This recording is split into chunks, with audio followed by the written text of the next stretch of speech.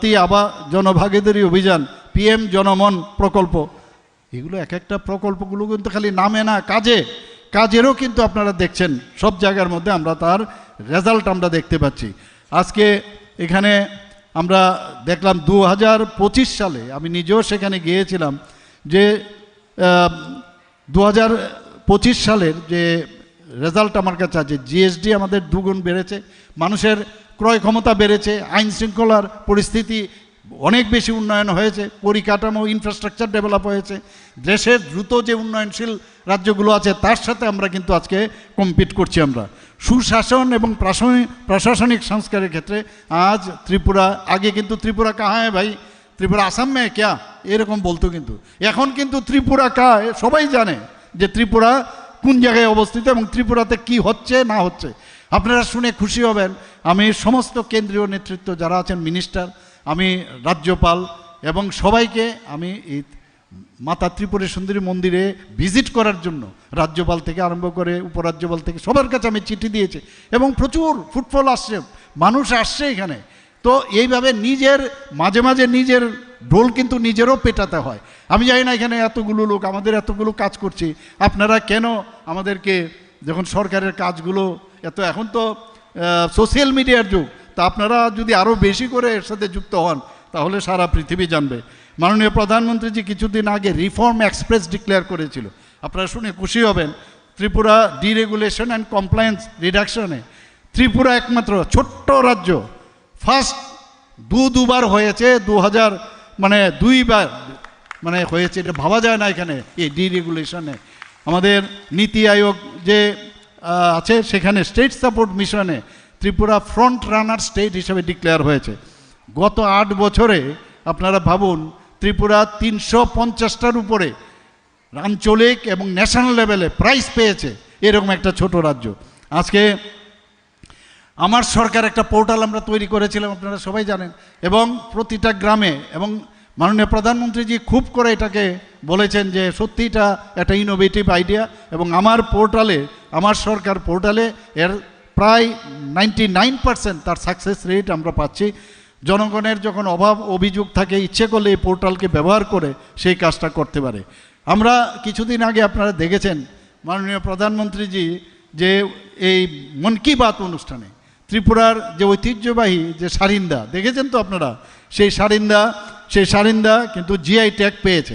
আমি কিছুদিন আগেও এই আপনার আগরতলার এই রবীন্দ্র ভবনের মধ্যে ওই ভদ্রলোককে আমি ডেকে, দেববর্মাবাবুকে আমি ডেকে, ওনার এত সুন্দর গান এবং যেভাবে উনি বাজাচ্ছিলেন, এবং দেখুন মাননীয় প্রধানমন্ত্রীজি সেটাকে ক্যাচ করে নিলেন এবং সেদিন মন কি বাত অনুষ্ঠানে দেখালেন। GI ট্যাগ পেয়েছেন, এই নিয়ে আমরা টোটাল 4টা আমরা GI ট্যাগ আমরা পেয়েছি। সত্যি এটা আমাদের জন্য গর্বের বিষয়। আমাদের জনজাতিদের কালচার, ত্রিপুরাবাসীর কালচার, সেটা কিন্তু আজকে সারা পৃথিবীতে মানুষ জানলো।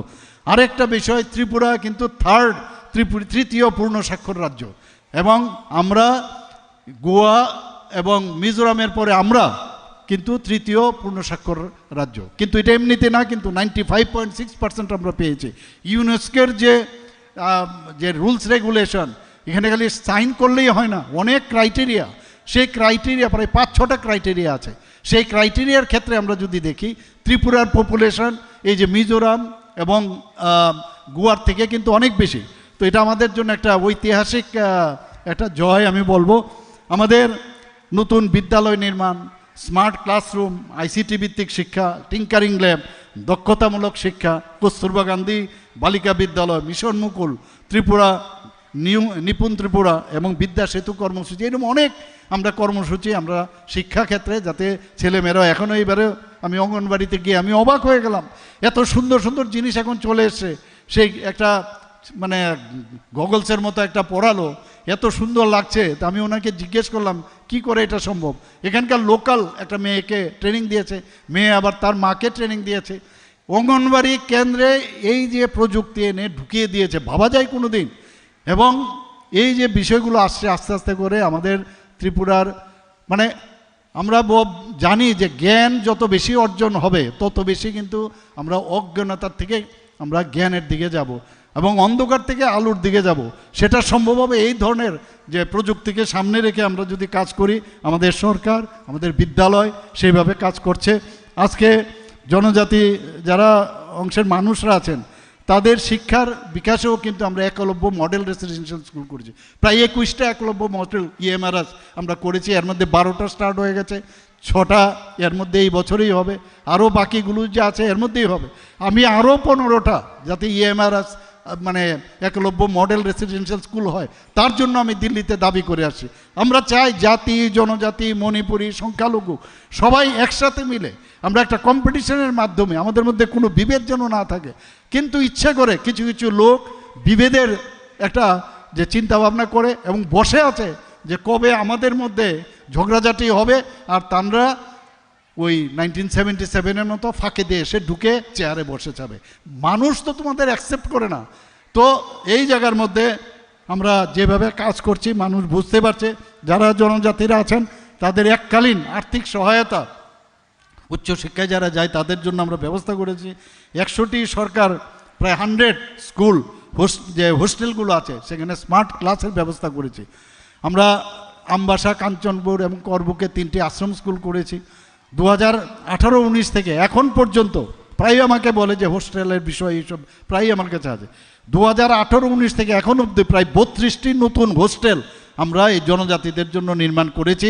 40টি জনজাতি আরও ছাত্রাবাস নির্মাণাধীন রয়েছে। এর মধ্যে 19টি হোস্টেলের নির্মাণ কাজ শীঘ্রই শুরু হবে। তো আমাদের যারা পিছিয়ে পড়েছে তাদেরকে সামনে আনতেই হবে, সেই কাজটা আমরা করছি। এর মধ্যে আমাদের যিনি মিনিস্টার মহোদয় আছেন ট্রাইবেল ওয়েলফেয়ার প্রায় এসে বলেন যে কলেজ, স্কুলের বা হোস্টেলের সমস্ত জিনিসপত্র চুরি হয়ে যায়। তো 170 জন আমরা ওয়ার্ডেন সেখানে আমরা নিযুক্ত দিয়েছি ক্যাবিনেটে পাস করে। আমরা এর মধ্যে গ্রাম উন্নয়ন ইজ ভেরি ইম্পর্ট্যান্ট। আমরা সবাই জানি যে উন্নত সড়ক যোজনার ব্যবস্থা থাকতে হবে। প্রধানমন্ত্রী গ্রাম সড়ক যোজনায় এই যে ত্রিপুরার বিভিন্ন যে অঞ্চলে, যে প্রত্যন্ত অঞ্চলে যোগাযোগ ব্যবস্থা ভেরি ইম্পর্টেন্ট। কেন এই বিভিন্ন যে গ্রামগুলো আছে এর মধ্যে 500 কোটি টাকা আমরা দিয়েছি যে ঘর থেকে বেরোলেই মেইন রোডের মধ্যে যাতে ওনারা যেতে পারে। এটা কিন্তু আমাদের, এটা কিন্তু ত্রিপুরা প্রধানমন্ত্রী গ্রাম সড়ক যোজনা না। যেগুলো ছোট ছোট রাস্তাগুলো আছে, কারণ অনেক সময় আছে যে রাস্তা মেইন রোডে আসতে গেলে অনেকে এমনিতেই পড়ে যায়, তাদের মানে কোনো হসপিটালের গাড়ি বা কিছু নিয়ে যেতে। তো সেই জায়গায় 500 কোটি টাকা এর মধ্যে আমরা ধরেছি, সেই কাজটা আরম্ভ হয়েছে। প্রায় PMGSY যে 4563 কিলোমিটার রাস্তা এই মাননীয় প্রধানমন্ত্রীজির যে গ্রাম সড়ক যোজনা সেটা হয়েছে। আরও 2 এবং 3-তে প্রায় 600 কিলোমিটারের কাজ হবে। বর্তমানে 7,50,000-এর বেশি যারা জল আমাদের নলসে জল যে শুরু হয়েছে, এখন পর্যন্ত জল নিয়ে বিরাট সমস্যা। আমি জানি, আমার কাছে আমাদের MLA সাহেবরা যারা আছেন, মিনিস্টারও বলেন যে জল আছে, নল আছে কিন্তু জল নেই ইত্যাদি। তো এইগুলো নিয়ে আমরা পর্যালোচনা করি, কিন্তু একটা সময় আসবে সেগুলো নিশ্চয়ই একটা 100% স্যাচুরেশন আসবে। এখন পর্যন্ত প্রায় 86% আমরা যেখানে 3.26% আমরা শুরু করেছিলাম জল জীবন মিশন আমাদের, সেখানে আজকে 86% হয়েছে। কিছু জায়গায় আছে যেখানে পাহাড়ি অঞ্চল, সেখানে জলের উৎসই নেই। তো সেখানে ইনোভেটিভের মাধ্যমে আমরা জল দেওয়ার চেষ্টা করছি এবং সেটাও আগামী দিন আমরা নিশ্চয়ই করব। প্রধানমন্ত্রী আবাস যোজনা এখন পর্যন্ত প্রায় 3,76,175টি ঘরের অনুমোদন পেয়েছে। তার মধ্যে প্রায় 3,73,000-এর উপরে ঘর সম্পন্ন হয়ে গেছে। অর্থাৎ এই যে সম্পন্ন হয়েছে এটা হয়েছে 2022-এর পরে, মানে প্রায় 85% 2022-এর পরে সেটা হয়েছে। আমাদের এই যে প্রকল্পগুলো হয়েছে, এই প্রধানমন্ত্রী Awas Yojana top performing state হিসাবে কিন্তু আমরা সেখানে স্বীকৃতি পেয়েছি বন্ধুগণ। PM কিষাণ সম্মান নিধির কথা যদি বলি, সেখানে প্রথম কিস্তি থেকে 22তম কিস্তি পর্যন্ত কিষাণদের যাতে কোনো অসুবিধা না হয়, প্রথম ইনিশিয়ালি তাদের খেতি করতে গেলে যাতে সমস্যা না হয়, মাননীয় প্রধানমন্ত্রীজি যেভাবে উনি কিস্তি দিয়ে 2,000 টাকা করে দিচ্ছেন 6,000, সেখানে দেখা গেছে এই ফার্স্ট কিস্তি থেকে 22তম কিস্তি পর্যন্ত প্রায় 977,89,00,000 টাকা দিয়েছেন। কিছুদিন আগে যিনি মাননীয় প্রধানমন্ত্রীজি 20 জুন 2026 তারকেশ্বর থেকে ডিজিটালের মাধ্যমে উনি 23তম যে প্রধানমন্ত্রীর যে PM কিষাণ সম্মান নিধি সেটা রিলিজ করেছেন, ত্রিপুরাতে 43 কোটি 32 লক্ষ টাকা সেটা পেয়েছে। আজকে নবম শ্রেণীর আজকে যদি আমরা দেখি মেয়েদের এখানে, আমার বোনেরা মেয়েরা আছেন এখানে, মায়েরা আছেন, আপনি ভাবুন আমাদের ক্লাস 9-এ যারা পড়ে মেয়েরা, তাদেরকে আমরা সাইকেল বিতরণ করেছি। মুখ্যমন্ত্রী কন্যা আত্মনির্ভর যোজনার স্কুটি আমরা দিয়েছি, 140টা স্কুটি দিয়েছি। উচ্চশিক্ষার বিভিন্ন যারা গ্র্যাজুয়েট লেভেলে পড়ে, আমি নিজে যখন মুখ্যমন্ত্রী হই তাদের কোনো রকম ফি যাতে না দেওয়া হয়, যে কারণে ড্রপ আউটের সংখ্যা অনেক কম। কর্মজীবী মহিলাদের আবাসন এবং নারী সুরক্ষামূলক যে বিভিন্ন ব্যবস্থা সেটা আমাদের সরকার করেছে। মুখ্যমন্ত্রী কন্যা বিবাহ যোজনা একটু আগে আপনারা দেখেছেন, একটা প্রাইজ ওনাকে আমরা দিলাম। মুখ্যমন্ত্রী বালিকা সমৃদ্ধি যোজনা, ICDS কর্মসূচির মাধ্যমে মাদার অ্যান্ড চাইল্ড তাদের যাতে সুবিধা হয় তার জন্য বিভিন্ন কাজ আমরা করেছি। এর মধ্যেও আপনারা দেখেন, আমি যে বললাম যে 350টা আমরা ন্যাশনাল লেভেলে এবং আঞ্চলিক আমরা পুরস্কার পেয়েছি। এছাড়াও এই কিছুদিন আগে ত্রিপুরার একাধিক পঞ্চায়েত জাতীয় স্বীকৃতি লাভ করেছে পঞ্চায়েতে। সেটা কি সিপাহীজলা জেলা পরিষদ দেশের সেরা জেলা পঞ্চায়েত, এটা কিন্তু চারটিখানি কথা নয়, দেশের সবচেয়ে বেস্ট জেলা পঞ্চায়েত। কাঞ্চনবাড়ি পঞ্চায়েত আপনাদের কুমারঘাট, ঊনকোটি জেলার সেরা স্বাস্থ্যসম্মত, বিভিন্ন প্যারামিটার আছে, স্বাস্থ্যসম্মত পঞ্চায়েত হয়েছে। বৈকুণ্ঠপুর পঞ্চায়েত হেজামারা, সেখানে যৌথভাবে তৃতীয় সেরা মহিলা বান্ধব পঞ্চায়েত হয়েছে। পশ্চিম ত্রিপুরা জেলার বিজয়নগর গ্রাম পঞ্চায়েত জাতীয় গভর্নেন্স পুরস্কার অর্থাৎ সিলভার অ্যাওয়ার্ড অর্জন করেছেন। তো সেইভাবে আমাদের কাজ চলছে। আমাদের মাননীয় রাষ্ট্রপতি শ্রীমতী দ্রৌপদী মুর্মুজি মোস্ট ক্লিন স্টেট হিসাবে স্মল স্টেট ক্যাটাগরির মধ্যে সেখানেও আমরা সেই পুরস্কার পেয়েছি। বন্ধুগণ, আমাদের ত্রিপুরাতে স্যাটেলাইট, আমাদের আগরতলা, ধর্মনগর এবং উদয়পুরে স্যাটেলাইট টাউন যাতে নতুন করে, কারণ এখন কনজেস্টেড হয়ে গেছে, তার জন্য আমরা অলরেডি জায়গা আমরা ইয়ারমার্ক করেছি, সেগুলো হবে। বিভিন্ন মেডিকেল কলেজ এখানে হচ্ছে। স্বাস্থ্য পরিষেবায় তো মানে আমি বলবো যে উন্নয়ন হয়েছে। আগে কথায় কথায় মানুষ বাইরে চলে যেত, 80% রেফারেল কেস এখন কমে গেছে। এটা কিন্তু চারটিখানি কথা নয়, 80% রেফারেল সব ব্যবস্থা এখন ত্রিপুরাতে আমরা করছি। টেলিকনসালটেশনের মাধ্যমে পেশেন্ট বসে এবং পেশেন্টের যারা তার সাথে থাকে তারা কথা বলছে ডাক্তারের সাথে, এইমসের কথা বলে আমাদের যে ডাক্তারবাবুরা তারা বলছেন এই পেশেন্টকে আমরা এই চিকিৎসা দিচ্ছি, এর মধ্যে কিছু করতে হবে কিনা। তো তার জন্য যাওয়ার কোনো প্রয়োজন হচ্ছে না, এবং তার জন্য 5,000 টাকা করে এই মেডিসিনের যে ব্যবস্থা, টেলিকনসালটেশন, সেখানে আমরা ত্রিপুরা সরকার আমরা দিচ্ছি। আমি এখানের মধ্যে আজকে কথা বলছিলাম আমি GM সাহেবকে, যে আমাদের এখানে যে ডিস্ট্রিক্ট খোয়াইয়ে ডিস্ট্রিক্ট হসপিটালের কি হচ্ছে অবস্থা, বলে কাজ শুরু হয়ে গেছে। আর পাশে ডিএডিকশন সেন্টার যেটা আমরা বলেছিলাম, প্রতিটা 8টা ডিস্ট্রিক্টের মধ্যে আমরা একটা 20 করোড় আমরা ডিএডিকশন সেন্টার করব, সেটারও কাজ শুরু হয়ে গেছে। তো সেইভাবে আমরা সব জায়গায় আমরা কাজ করছি। আমরা সুপার স্পেশালিটি ভাবতেই পারি না, আজকে ত্রিপুরার ছেলে মেয়েরা সুপার স্পেশালিটি করে আসছে, সেখানে আজকে সুপার স্পেশালিটি হয়েছে। প্রায় 9টার মতো সুপার ডিপার্টমেন্ট আমরা খুলেছি, আগামী দিন আরও 5-6টা খোলার ইচ্ছে আছে। আমরা চাই এখানে কিডনি ট্রান্সপ্লান্ট, প্রায় সফলভাবে 9টি কিডনি ট্রান্সপ্লান্ট হয়েছে আমাদের এখানে, আরও বহু লোক আসছে এখানে। এবং আমরা চাই যে আগামী দিন এখানে লিভার ট্রান্সপ্লান্ট হোক, হার্ট ট্রান্সপ্লান্ট হোক, কেন মানুষ বাইরে যাবে। আমি এর মধ্যে মানে এই ধরনের কিছু কিছু রোগ আছে যেগুলো মানে চ্যালেঞ্জিং বিষয়, আমি এর মধ্যেও কথা বলেছি এদের জন্য কিছু করা যায় কিনা, কোনো ফান্ড আলাদা করে তৈরি করা যায় না। আমি চিফ সেক্রেটারি মহোদয়কে কালকে বলেছি যে এই ধরনের রোগ যেখানে 17 কোটি 18 কোটি টাকার মতো লাগবে, একটা ফান্ড আলাদা করে তৈরি করা যায় কিনা। বলছে আমরা এই বিষয়ে আলোচনা করব, ক্যাবিনেটে আলাপ করব। তাহলে কি হবে, মানুষের যে মানুষের সমস্যা সমাধানের মাধ্যমে আমাদের এই সরকার থাকতে চায়। আর আগের সরকার কি করত, সমস্যা সৃষ্টি করে তারা থাকতেছে। তো আমাদের মধ্যে এই হচ্ছে ডিফারেন্স। আমরা এইভাবে আজকে MCH যে বিল্ডিং আজকে আমাদের mother and child donor ministry থেকে আমরা পেয়েছি। আমরা ডোনার মিনিস্ট্রি থেকে ডেন্টাল কলেজের জন্য নতুন বিল্ডিং পেয়েছি 202 কোটি টাকা, সেটাও হয়েছে। আমরা রিহ্যাবিলিটেশন সেন্টারের জন্য বিশ্রামগঞ্জে বিরাট একটা বিল্ডিং হচ্ছে, যারা ড্রাগ এডিক্টেড থেকে বেরিয়ে আসছে। এবং বিভিন্ন যেসব সরকার জেলা ও মহকুমা হাসপাতালগুলো যাতে ইনফ্রাস্ট্রাকচার ডেভেলপ হয় তার জন্য ব্যবস্থা করছে। ট্রমা সেন্টার এবং কার্ডিয়াক কেয়ার সেন্টার সেগুলো যাতে সব জায়গায় থাকে, বিভিন্ন ডিস্ট্রিক্ট আমরা গুমতি, ধলাই, দক্ষিণ জেলা এবং আগামী দিনে আমরা উত্তর জেলায় আগরতলায় তো আছেই, সব জায়গার মধ্যে আমরা ট্রমা সেন্টার করব, কার্ডিয়াক কেয়ার সেন্টার করব। খোয়াই এবং সিপাহীজলার যেটা আমি বললাম যে নতুন জেলা হাসপাতাল নির্মাণের অনুমোদন দেওয়া হয়েছে, কাজও শুরু হয়েছে। এবং দেখা গেছে গোমতী জেলার যে বেডের সংখ্যা, ত্রিপুরাতে আগরতলাতে যেরকম বেডের সংখ্যা বেড়েছে ডাবল, আরও বেশি করার জন্য আজকে এমবিবিএসের মাত্র কটা সিট ছিল আমাদের সময়? 13টা, 12টার থেকে 13টা। আজকে ত্রিপুরাতে কত?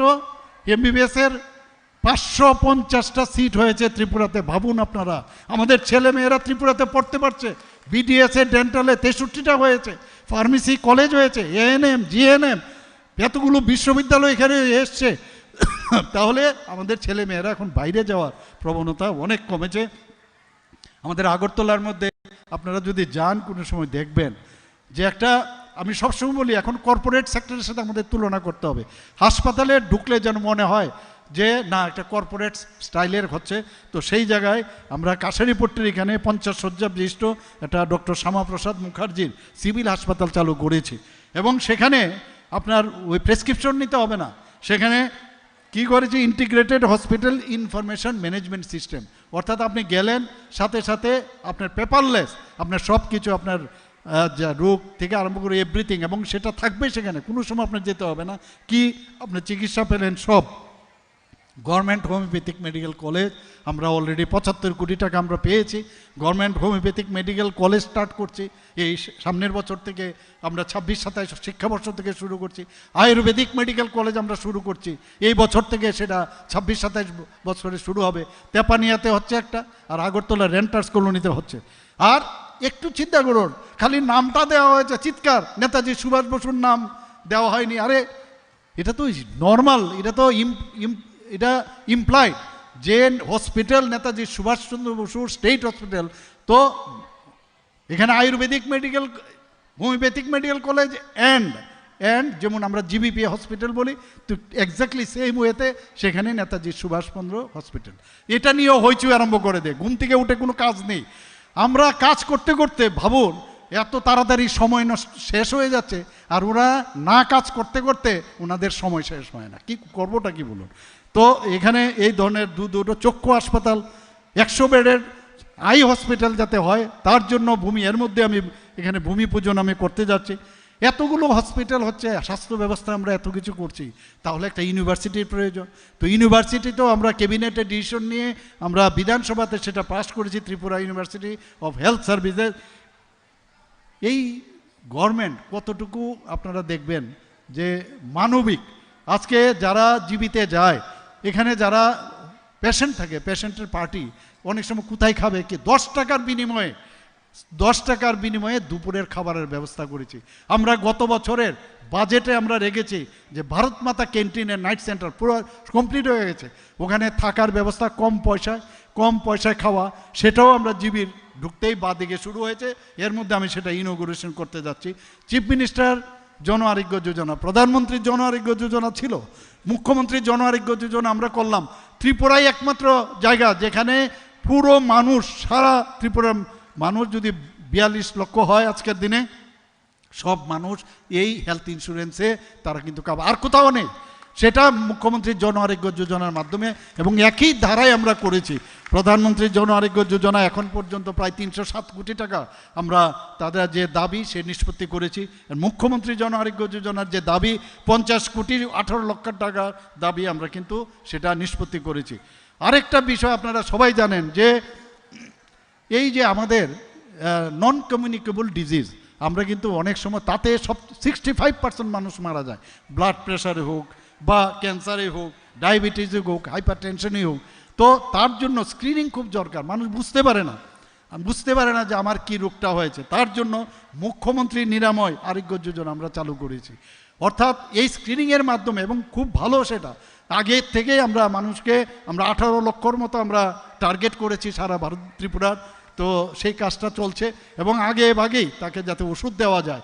এবং যেটা আমার ডিএম সাহেব বলেছেন যে prevention is better than cure and cheaper, আমি বলবো সেটা আমি প্রায়শই বলি। উনি বলেছেন আগে যদি আমি রোগটাকে চিহ্নিত করতে পারি, দেখতে পারি, তাহলে আমার ট্রিটমেন্ট শুরু হবে এবং মানুষ তার হিউম্যান রিসোর্স সেটা বাঁচবে এখানে। আজকে মুখ্যমন্ত্রী মাস্কা আমরা তৈরি করেছি, মুখ্যমন্ত্রী সুস্থ শৈশব সুস্থ কৈশোর অভিযান। 1 থেকে 19 বছরের, এটা 8th ফেজ চলছে এখানে। এবং তাতে দেখা গেছে যে এই যে আমরা বিভিন্ন ভ্যাকসিনেশন, আয়রন, ফলিক অ্যাসিড, তাছাড়া তাদেরকে পুষ্টি ও স্বাস্থ্য ইত্যাদি প্রতি বছরেই একটা না একটা আমরা ঢুকাচ্ছি সেখানে। এতে করে আমাদের যে আগামী প্রজন্ম যারা, তারা কিন্তু স্বাস্থ্যবান হবে, ত্রিপুরা সুস্থ থাকবে এবং আমাদের ভারত সুস্থ থাকবে এবং আমরাও সুস্থ থাকবো, আমরা সবাই সুস্থ থাকবো। এক ত্রিপুরা, শ্রেষ্ঠ ত্রিপুরা, নতুন ত্রিপুরা আমরা করব। এই কয়েকটা কথা বলে সবাইকে আমি হার্দিক অভিনন্দন, শুভেচ্ছা জানিয়ে আমার কথা বলা শেষ করছি। নমস্কার, জয় হিন্দ, ভারত মাতা কি জয়। অনেক অনেক কৃতজ্ঞতা আপনার বক্তব্যে। আমরা আপামর খোয়াইবাসী শুধু ঋদ্ধ হইনি, সমৃদ্ধ হলাম সকলে। নতুন দিনের নতুন কর্মযজ্ঞে আবারও এক বুক আশা নিয়ে আজকে আবারও প্রাণিত হলাম। অসংখ্য অসংখ্য কৃতজ্ঞতা এবং শ্রদ্ধা জ্ঞাপন করছি আমাদের রাজ্যের মাননীয় মুখ্যমন্ত্রী